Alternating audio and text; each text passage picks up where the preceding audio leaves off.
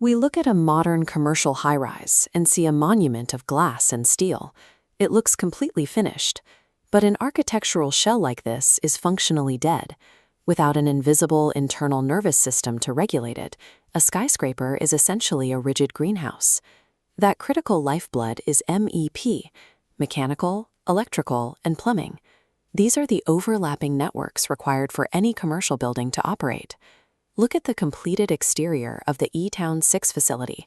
From the outside, the structure appears completely serene. Standard MEP integration is already a logistical puzzle. Stepping up to Tier 1 facilities, like massive data centers, drops the tolerance for error to zero. Step behind the pristine glass, and you find a dense, chaotic reality. You have to seamlessly integrate massive subsystems, high-voltage electrical, industrial HVAC, heavy plumbing, and active fire suppression. This creates a severe physical constraint problem. Miles of competing rigid infrastructure must fit perfectly into a strictly limited architectural footprint. If these overlapping networks aren't precisely coordinated, they physically collide. Discovering a spatial conflict on a physical job site means ripping out thousands of dollars of steel and concrete. For high-stakes infrastructure, that is no longer financially or structurally viable. To see how modern integration is actually executed at scale, we can analyze the operations of ReM&E, a major Tier 1 contractor. This chart shows their workforce distribution, comparing a total staff of 995 employees directly against their engineering pool. That is 542 dedicated engineers. Over half of the firm's total manpower is dedicated purely to engineering, rather than manual construction. This ratio reveals a structural truth about the industry. Modern construction at this level is heavily knowledge-intensive, requiring rigorous theoretical planning before a single physical tool is used. Operating and bidding at this tier requires a baseline of foundational state licenses. Specialized, distinct licenses are required for different operational verticals, such as electrical operation. This highly regulated human capital is specifically assembled to operate the most critical tool in modern construction, the digital twin. The technology known as Building Information Modeling, or BIM, functions as an active, predictive integration engine, rather than a simple 3D viewer. Its core function is clash detection within the digital space, resolving errors before any physical pipe is cut. Engineers layer complex elements like electrical bus ducts, structural supports, and heavy HVAC networks simultaneously in programs like Revit 3D. Look at the tight parallel installation of these physical pump manifolds. You cannot achieve this exact density in reality without precise digital pre-planning. Resolving spatial conflicts digitally minimizes massive material waste and prevents catastrophic investment cost overruns. This digital precision also unlocks the ability to prefabricate large sections of the facility off-site, drastically accelerating the physical installation timeline.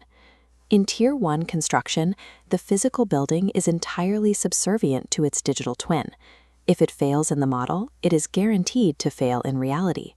This digital rigor is tested most severely in data center construction, where systems simply cannot experience a localized failure.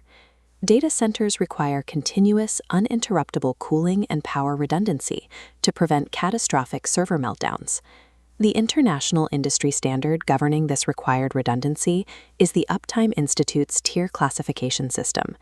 This chart shows how a firm must aggressively upscale its engineering base to bid on major projects, moving from 12 current Uptime ATD certified personnel up to a target of 27. Achieving this ascending certification means the engineers master fault-tolerant, concurrent maintainability design. This human certification acts as the underlying software that guarantees the physical hardware of the data center will achieve 99.999% uptime. However, engineers face a direct opposing constraint. While data centers demand massive power, global regulations now demand aggressive energy efficiency. The primary, uncompromising metric for this required corporate sustainability is the US GBC LEED standard.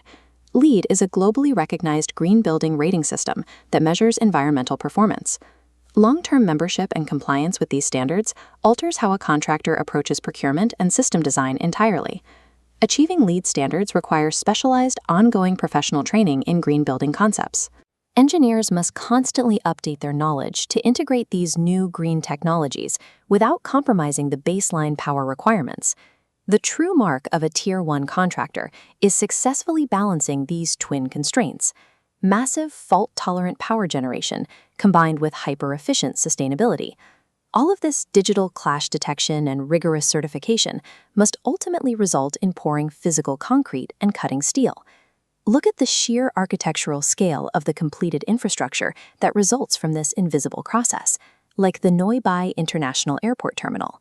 The dramatic physical installation of a 10-ton water chiller or a high-voltage panel is merely the quiet final step of a massive data process. Returning to the eTown 6 project, we see the ultimate synthesis of BIM digital planning, LEED sustainability, and complex MEP integration. Modern MEP contractors now function as highly sophisticated physical systems integrators, bridging the gap between digital modeling and the heavy-duty job site. A modern engineering firm's mastery of digital translation and regulatory compliance forms the strategic moat protecting its position in the market. As computing density increases globally, the demand for this flawless, invisible integration will only grow exponentially. The future of the built environment relies entirely on the flawless, unseen digital models that must precede it.